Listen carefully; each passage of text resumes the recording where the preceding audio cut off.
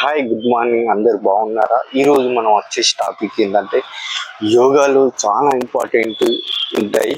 అవి ఏంటి అంటే ఫస్ట్ ఆఫ్ ఆల్ మనము ఒకటి ఏంటి అంటే మనము చూపు లేని వాళ్ళు అంటే గుడ్డి వాళ్ళు. అసలు గుడ్డి వాళ్ళు అనేది ఏంటంటే అంటే దేవుడు చాలా మందికి లైఫ్ ఇస్తాడు. అంటే పుట్టుకతో ఎవరైనా గుడ్డివాడా లేకపోతే బాగుంటారా అనేది ఎవరికి తెలియదు. అంటే దేవుడిచ్చిన వరం.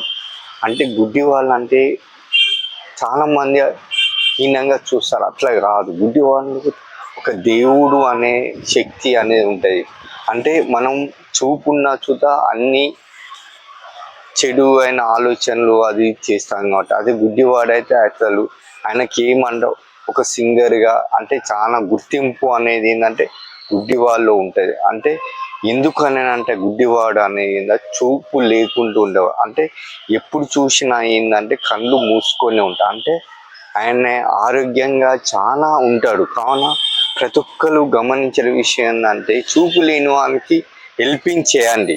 అదే మన యొక్క మనస్ఫూర్తిగా మనం ఒక గుడ్డివానికి సేవ చేస్తే మనకు మన పిల్లలకు కానీ మనకు కానీ మన తల్లిదండ్రులకు కానీ చాలా విలువ అనేది ఉంటుంది. కావున ప్రతి ఒక్కరు వాళ్ళకు సహకారం చేయాలని మనస్ఫూర్తిగా కోరుకుంటాను. అంటే రోజు ధ్యానంలో ఉండేవాడే గుడ్డివాడు అంటారు.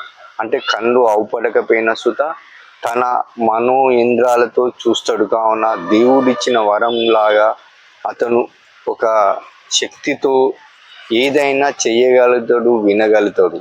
అంటే ప్రతి దేవ స్వరూపం ఏంటంటే ఒక గుడ్డివాడికి మంచి ఆలోచన ఉంటుంది. కావున ప్రతి ఒక్కళ్ళను వాళ్ళని గౌరవించండి, దూరం పెట్టకండి. వాళ్ళ ఆలోచనలు చాలా గొప్పవి అనుకుంటుంది.